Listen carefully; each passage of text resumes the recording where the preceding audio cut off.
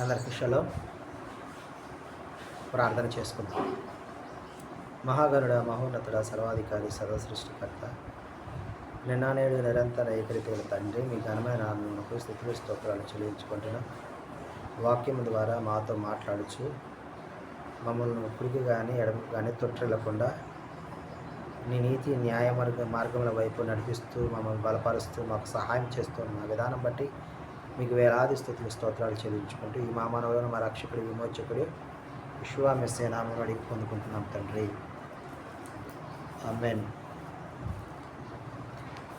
తప్పిపోయిన నన్ను వెదకుట కొరకు, దారి తప్పిన నన్ను రక్షించుట కొరకు, తప్పిపోయిన నన్ను వెదకుట కొరకు, దారి తప్పిన నన్ను రక్షించుట కొరకు, కొండలు కోనలు దాటాడు, లోయల లోతులు వెతికాడు, కొండల కోనలు దాటాడు, లోయల లోతులు వెతికాడు, మంచి కాపరి, ప్రధాన కాపరి, ప్రేమ కాపరి, నిత్య కాపరి, మంచి కాపరి, ప్రధాన కాపరి, ప్రేమ కాపరి, నిత్య కాపరి, గొర్రెల గొప్ప కాపరి నా యెషూవా, మంద కొరకు ప్రాణం పెట్టిన నా యెషూవా. 2వ దినవృత్తాంతాల గ్రంథము 36వ అధ్యాయం మనం ధ్యానించుకుంటున్నాం. యోషియా కుమారుడైన యెహోయాహాజు రాజుగా, యెరూషలేములో రాజుగా నియమించినట్లుగా మనము ఈ అధ్యాయంలో గమనించగలం.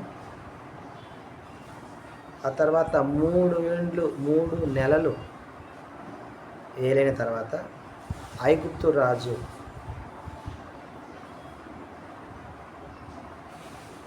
200 మణుగుల వెండిని, 2 మణుగుల బంగారంను జల్బానాగా ఇతని నిర్ణయించి అతని యెహోయాహాజు తమ్ముడైన యెహోయాకీమును రాజుగా, యెరూషలేముకు రాజుగా నియమించినట్టుగా చూస్తున్నాం. నెకో అతని సహోదరుడైన యెహోయాహాజును పట్టుకొని ఐగుప్తునికి తీసుకెళ్ళినట్టుగా చూస్తున్నాం. యెహోయాకీము ఏలన ఆరంభించినప్పుడు 25 సంవత్సరములో యెరూషలేమును 11 సంవత్సరాలు ఏలినట్లుగా చూస్తూ ఉన్నాం. ఇతడు యావే దృష్టికి చెడు నడత నడుచుట చేత బబులోను రాజు ఇతన్ని గొలుసులతో బంధించి ఐగుప్తుకు తీసుకువెళ్ళినట్టుగా చూస్తూ ఉన్నాం. నెబుకద్నెజరు యావే మందిరపు ఉపకరణంలో కొన్నిటిని బబులోనికి తీసుకుని పోయి బబులోనున్న తన గుడిలో ఉంచినట్లుగా ఈ అధ్యాయంలో గమనించగలం.